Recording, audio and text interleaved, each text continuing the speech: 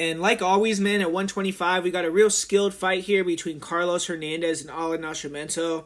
And Carlos Hernandez, he's another one of these young guns coming out of VFS Academy in Chicago, which has produced some really fun strikers to watch. Bilal Muhammad comes out of there. We got some other guys like Hernandez as well.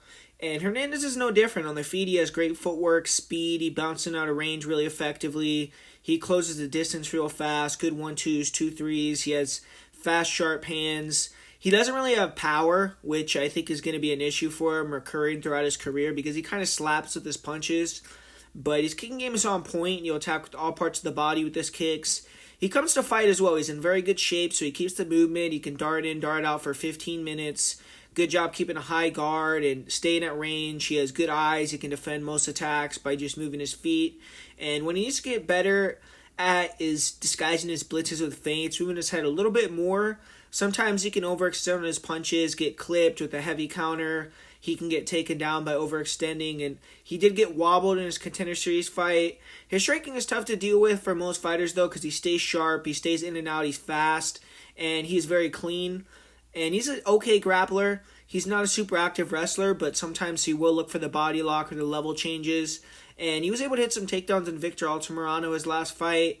And on top, he's real fluid. He's aggressive. He has solid control, good back takes. His takedown defense and get-up game are pretty good, but sometimes he will expose his hips, give up takedowns.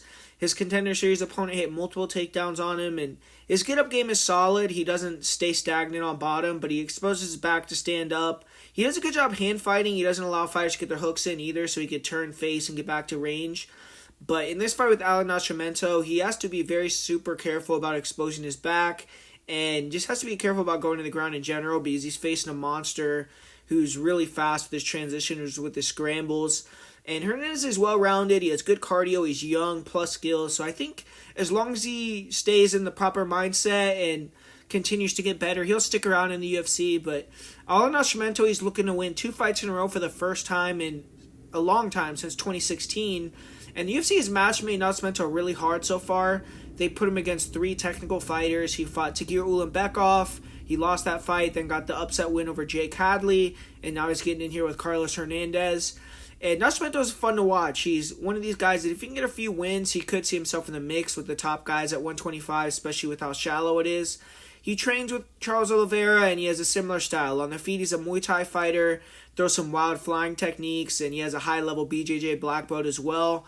His last fight, he hung back and let his opponent come to him, overextend so he could take him down. And Hernandez will sometimes overextend, but Hernandez is much faster and sharper with his footwork than his opponent. So I think Nascimento, his previous opponent, so I think Nascimento will have to be the hunter more in this fight.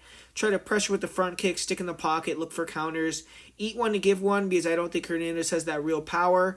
And Nascimento, he mostly throws rear leg kicks to both legs and the body. He'll come up with the flying knee, and then he's also willing to brawl. But footwork and speed-wise, I don't think he's on Hernandez's level, and he definitely is going to be trying to bring this fight to the ground. Defense-wise, Nascimento is a high guard, and he can counterpunch fairly effectively, but he does have a long torso. So if I was Hernandez, I would try to rip the body and just be active with the combinations and your footwork, and try to sit down with some shots, put some power to back Nascimento off.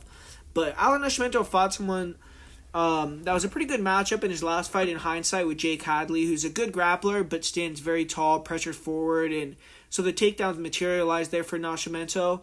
And Nascimento isn't a great wrestler, but he does have a decent double. He's big for the weight, and he has a good body lock. He's really good at catching kicks and getting takedowns that way.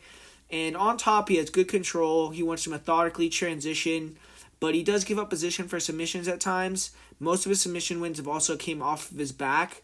His defensive wrestling isn't really that good. He doesn't look like he really even tries to sprawl or defend takedowns very hard. He wants to be on the ground, so he'll accept that position, and he is really dangerous off his back. He'll throw up submissions, he'll hit sweeps, but against heavy top pressure guys like Tagir Ulanbekov, he had another loss to another wrestler in Will Campazano, who can kind of nullify him and win on points, even though they're kind of disputed fights where it's, who do you like more? You like the guy working off bottom, or you like the guy kind of controlling, not doing too much off top?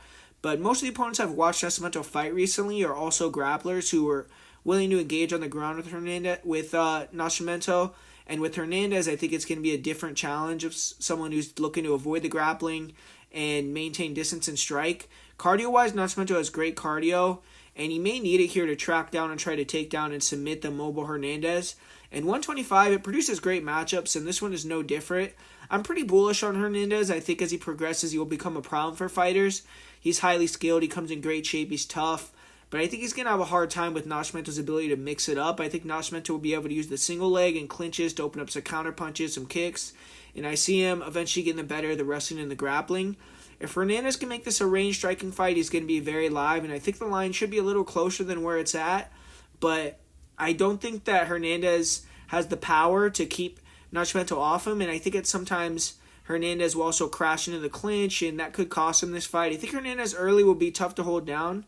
May be able to get back up to his feet, but as he tires out, I think Hernandez will be controlled more, and I don't see him getting finished, but I have Nascimento taking a decision here. I know some people are going with the submission win for Nascimento, but I lean more towards a decision win for Allan Nascimento here.